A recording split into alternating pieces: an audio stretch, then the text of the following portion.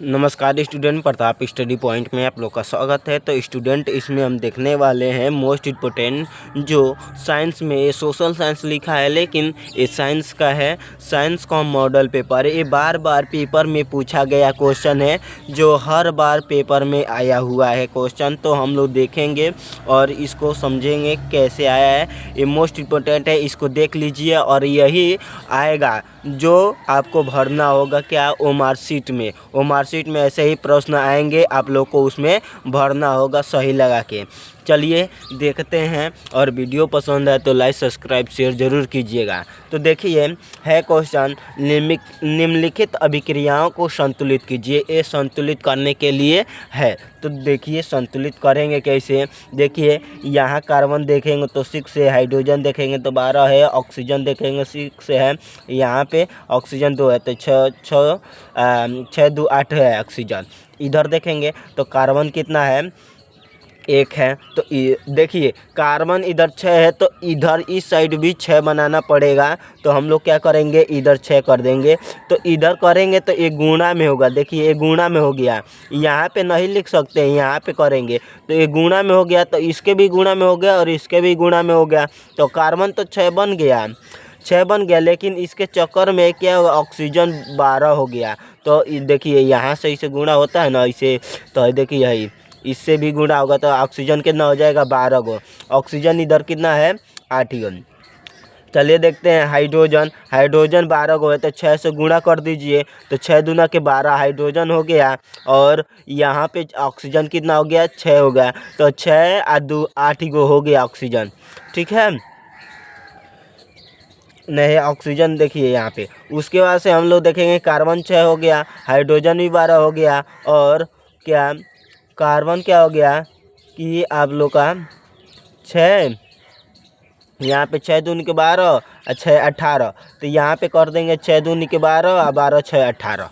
देख लीजिए यहाँ पे कार्बन कितना है, तो कार्बन 6 है, तो कार्बन के साथ गुणा किए हैं तो 6 बन गया है, लेकिन इसके चक्कर में ऑक्सीजन कितना हो गया है, 12 हो गया है। ठीक है ना, तो देखेंगे तो 12 हो गया है। तो इधर ऑक्सीजन कितना है, देखिए यहाँ पे गुणा किए हैं तो 6 दूनी के 12 6 18, यहाँ पे 12 हो गया, यहाँ पे भी गुणा इसके साथ होगा तो कितना होगा, 6 हो जाएगा। हाइड्रोजन 12 को, हाइड्रोजन 12 को। तो इस प्रकार संतुलित किया जाता है।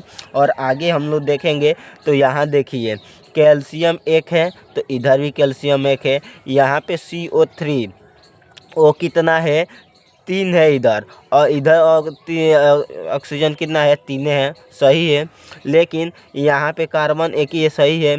और हाइड्रोजन देखिए इधर 2 है, इधर हाइड्रोजन 2 है, और क्लोरीन क्लोरीन भी इधर 2 है, तो इधर भी 2 करना पड़ेगा। क्लोरीन इधर 2 है, देख लीजिए क्लोरीन के साथ 2 लगा तो 2 गो है, हाइड्रोजन के साथ 2 लगा तो 2 गो है इधर। तो यहाँ पे अगर हम लोग यहाँ पे लगाएंगे तो क्लोरीन 2 गो नहीं बनेगा, यहाँ पे लगाएंगे तो यहाँ पे जब लगाएंगे तो इसके साथ भी गुणा होगा और इसके साथ भी गुणा होगा। तो हाइड्रोजन भी 2 और क्लोरीन भी 2, हाइड्रोजन भी 2, हाइड्रोजन भी 2 और क्लोरीन भी 2। यहाँ पे ऑक्सीजन, ऑक्सीजन कितना है, 2 1 3 गो, तो 2 1 3 गो। यहाँ पे कैल्शियम कितना है, 1 गो 1 गो। और उसके बाद से हम लोग देखेंगे तो कार्बन कितना है, इधर 1 है, इधर भी 1 है, तो संतुलित हो गया है। आगे हम लोग देखेंगे तो Na2 है और H2 कितना है, 2 गो है। तो Na कितना है, 1 है, कुछ नहीं है तो 1 है। अब भाग एथी में देखते हैं कि कुछ नहीं है x के आगे, तो उसको 1 मान लिया जाता है, तो 1 है। तो यहाँ पे Na2 कितना है, 2 है, H2 कितना है, 2 है। यहाँ पे देखेंगे Na2 1 ही है, एक है, H कितना है, 3 है। तो इधर अगर हमको 2 बनाना पड़ेगा, यन इधर, यन कितना है, नाइट्रोजन, नाइट्रोजन इधर 2 है, तो नाइट्रोजन भी 2 बनाना पड़ेगा। अगर यहाँ से 2 से गुणा हम करते हैं, 2 से गुणा, तो 2 नाइट्रोजन और ये इसके साथ है दोनों, तो ये गुणा हो जाएगा, तो ये 2 हो जाएगा, 3 दूनी के 6, हाइड्रोजन 6 हो जाएगा। हाइड्रोजन कितना हो जाएगा, 6 हो जाएगा, और नाइट्रोजन 2 गो है, तो हाइड्रोजन को भी 6 बनाना पड़ेगा इधर। तो इधर भी कर देंगे 3 से गुणा, तो हाइड्रोजन कितना हो गया। ये इसके बगल में नहीं लिखा जाता है, इसके जब किसी का बढ़ाना होता है तो गुणा में लिखा जाता है। तो हाइड्रोजन भी 6, इधर भी 6, नाइट्रोजन 2, यहाँ पे नाइट्रोजन 2, यानी कि संतुलित हो गया। आगे देखेंगे तो Mn 1 ही है, इधर भी 1 है, यहाँ पे O2 एक है, दो है, इधर भी O2 देखेंगे तो O2 ओ ऑक्सीजन क्या है, एक है। हाइड्रोजन देखेंगे इधर एक है, इधर दो है, तो हाइड्रोजन दो बना देते हैं, ठीक है। क्लोरीन इधर दो है, चार है। देखिए यहाँ पे क्लोरीन कितना है, एक क्लोरीन है, दो क्लोरीन, चार क्लोरीन हो गया। तो इधर भी चार से गुणा कराएंगे जब, तो क्लोरीन कितना हो जाएगा हम लोग का, चार हो गया। क्लोरीन इधर दो आई दो चार, क्लोरीन इधर चार, हाइड्रोजन भी चार हो गया इधर। तो इधर दो से गुणा करेंगे तो हाइड्रोजन भी कितना हो गया, चार हो गया, और ऑक्सीजन भी दो हो गया, यानी कि संतुलित हो गया। इस प्रकार संतुलित किया जाता है। आगे देखेंगे क्वेश्चन हमारा तीसरा है, शुद्ध जल का पीएच मान होता है। शुद्ध जल का पीएच मान कितना होता है, यानी कि 7 होता है। शुद्ध जल का पीएच मान 7 होता है, आप लोग याद रखिएगा। यहाँ पे देखेंगे कि क्या है, क्वेश्चन है कि Na2CO3 का सामान्य नाम क्या है। तो विरंजक चूर्ण, baking powder, Dhawan soda, plaster of Paris. तो इसका सही ऑप्शन क्या होगा, ऑप्शन नंबर सी होगा, राइट, ठीक है, धावन सोडा।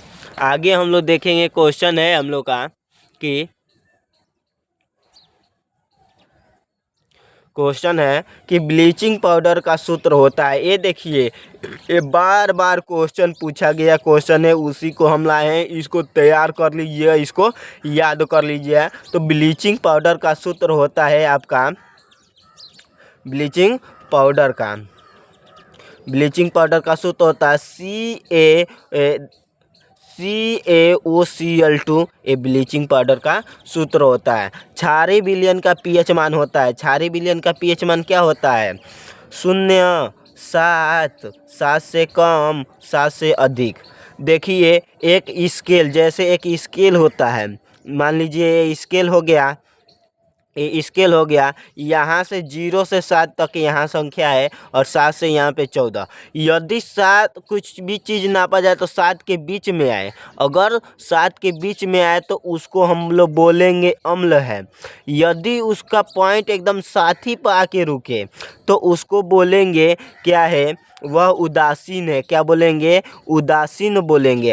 अगर 7 से अधिक बढ़ने लगा तो वह बोलेंगे क्षारीय है। क्या है, क्षारीय है। जैसे हम कि कुछ चीज़ लिए और उसमें डालकर नापे तो उसका मान बताने लगा 7 के बीच में, तो उसको हम बोलेंगे यह अम्लीय है।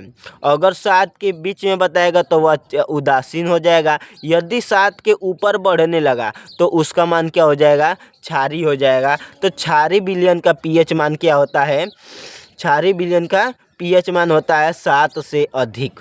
क्या होता है, 7 से अधिक। आप लोग अच्छे तरीके से इसको समझ गए होंगे। यहाँ पे पूछा जाता है क्वेश्चन कि एक बिलियन का पीएच मान 5 है तो वह बिलियन है। अब बताइए यहाँ पे यदि 0 और 7 के बीच में रहता है तो वह बिलियन क्या हो जाता है, अम्लीय हो जाता है। तो यही पूछा गया है कि यदि बिलियन का पीएच मान 5 हो गया तो वह कौन सा बिलियन होगा, तो वह क्या होगा, अम्लीय बिलियन। यदि 8 हो गया तो वह क्या हो गया, क्षारीय हो गया। यदि 7 हो गया तो वह क्या हो गया, उदासीन हो जाएगा। ऐसे आता है। तो यहाँ पे कुछ पीएच मान 7 है तो वह बिलियन है, तो क्या है, अम्लीय है। क्या है, अम्लीय है। तो इस प्रकार क्वेश्चन पूछा जाता है। आगे देखेंगे हम लोग, चलेंगे तो क्या है कि कार्बन परमाणुओं की संयोजकता है। तो कितना होता है कार्बन परमाणुओं की संयोजकता, 2 होता है, 4 होता है, 3 होता है, और 5 होता है। इसका ऑप्शन नंबर कौन सा सही होगा, आप लोग बताइए। देखिए जो कार्बन होता है, कार्बन के परमाणु संख्या हम लोग देखेंगे तो होता है 6। क्या होता है, 6। और जब उसका कोष्ठक भराता है तो क्या होता है कि पहले में तो दो ही हम लोग भर सकते हैं, दूसरा में क्या भर सकते हैं हम लोग, कितना, 2, 4, 2, 8, 8, 2, 8, 8। तो इसमें 8 भरना होता है दूसरे का छान, तो 2 तो भरा जाएगा। अब 4 है तो 2 को इसमें या 2 को इसमें, तो 4 की ज़रूरत होती है। तो इसलिए उसकी परमाणु संयोजकता कितनी होती है, 4 होती है। ऑप्शन नंबर बी सही होगा, राइट, ठीक है, इस प्रकार क्वेश्चन आता है, आप लोग इसको याद। एल्काइन का सूत्र होता है, एल्काइन का सूत्र होता है, हम बताए थे कि एल्केन होता है, एल्कीन होता है, एल्काइन होता है। तो एल्काइन का सूत्र होता है CnH2n, ऑप्शन बी CnH2n+2, ये होगा नहीं, CnH2n-2 और Cn+2H2n कौन होगा? Option number B C right answer, option number C is right answer. ठीक है ना, तो इसका सूत्र याद रखिएगा। आते हैं और आगे तो देखेंगे हम लोग प्रोपेन का रासायनिक सूत्र क्या होता है। तो इसको आप लोग कमेंट में कमेंट करके ज़रूर बताएंगे कि प्रोपेन का रासायनिक सूत्र क्या होता है। आगे हम लोग चलेंगे तो देखेंगे क्या है कि एल्केन का सामान्य सूत्र होता है। एल्केन का सामान्य सूत्र क्या होता है? CnH2n+1, option number B CnH2n+2, option number C CnH2n-2, option number D CnH2n। इसका राइट आंसर क्या होगा? इसका राइट आंसर ऑप्शन नंबर क्या होगा? ए होगा। उसके बाद से देखेंगे एल्कीन का सामान्य सूत्र होता है। देखिए बार बार क्वेश्चन हर बार पूछा गया है तभी लेके आए हैं, और इससे हम बेफजूल का नहीं लेके आते हैं, बार बार पूछा गया है तो इसको तैयार कर लीजिए अच्छे तरीके से, मार्कशीट के भरने के लिए काम आएगा। एल्कीन का सामान्य सूत्र होता है alkene CnH2n, CnH2n-2, CnH2n+2, Cn+2H2n। कौन सा होगा option? Option number A is right answer, option number is right answer. ठीक है ना, तो इस प्रकार आप लोग तैयार कर लेंगे। उसके बाद से क्वेश्चन पूछा गया है एल्कोहल का क्रियात्मक समूह क्या होता है? Single bond OH, single bond CHO, single bond COOH, बड़ा वाला है C डबल बॉन्ड O, कौन सा होगा?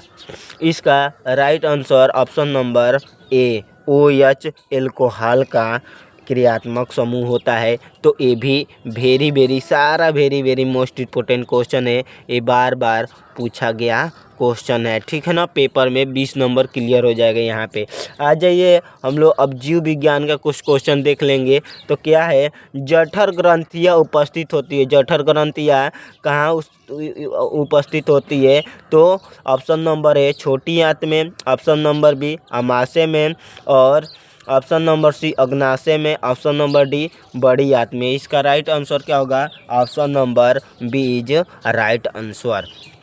आगे देखेंगे हम लोग तो पीत रस स्रावित होता है। पीत रस कहाँ स्रावित होता है? पित्ताशय में, वृक्कों में, यकृत में, अमाशय में। पीत रस कहाँ होता है?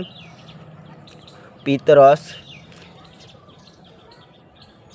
आप लोग बताएंगे इसका आंसर कि पीत रस कहाँ? तो इसका option number is right answer, पीत रस पित्ताशय में स्रावित होता है। आगे देखेंगे हम लोग क्वेश्चन है, ये भी बार बार क्वेश्चन पूछा गया क्वेश्चन है, वैसे आप लोग को हम नहीं कराते हैं, अच्छे तरीके से क्वेश्चन बार बार पूछा है, इससे आप लोग का 20 नंबर एकदम क्लियर हो जाएगा। देखेंगे स्वस्थ मनुष्य में सामान्य रक्तदाब होता है। स्वस्थ मनुष्य में सामान्य रक्तदाब कितना होता है? 40 से 140 से 90, ऑप्शन नंबर बी 140 से 100, ऑप्शन नंबर सी 120 से 180, ऑप्शन नंबर डी 180 से 85। तो इसका राइट आंसर क्या होगा? ऑप्शन नंबर सी 120 से 180। मानव हृदय में कोष्ठों की संख्या क्या होती है?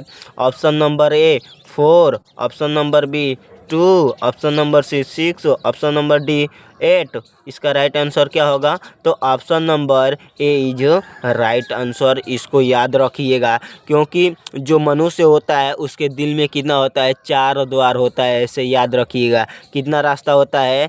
4 रास्ता होता है। पहला रास्ता यहाँ से, फिर से यहाँ से खुलता है, फिर से यहीं से आकर यहाँ पे आ जाता है। ठीक है, यहाँ से एक रास्ता होता है, इधर से इधर बगल से रास्ता हो गया, फिर से यही रास्ता यहाँ से खुल के जाता है पूरे शरीर में। तो ये मनुष्य के 4 हृदय में कोष्ठों की संख्या होती है, ये याद रखिएगा। यानी कि मनुष्य के दिल में जाने के लिए कितना रास्ता होता है? 4 रास्ता होता है। मूत्र निर्माण होता है, जो आप लोग का मूत्र निर्माण क्या होता है? वृक्क में, यकृत में, प्लीहा में, हृदय में। किसमें होता है?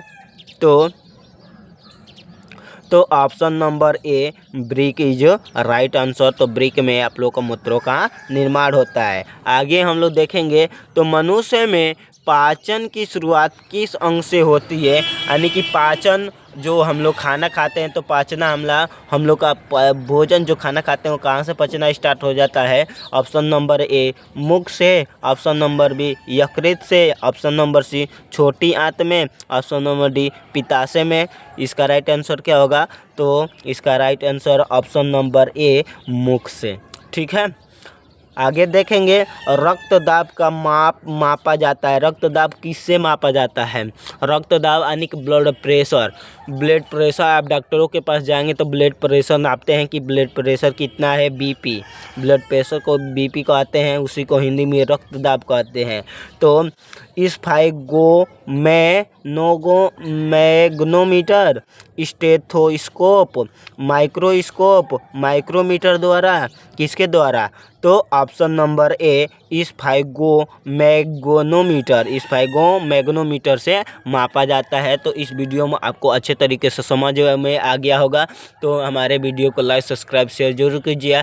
ऐसे जो बोर्ड एग्जाम के देने वाले पेपर उनके पास ज़रूर सेंड कीजिए। आप लोग को बहुत बहुत धन्यवाद होगा। और इसी तरह आप लोग पढ़ाई करते रहिए, इसी तरह आप लोग के लिए वीडियो आता रहेगा। आज के लिए बस इतना ही। जय हिंद दोस्तों।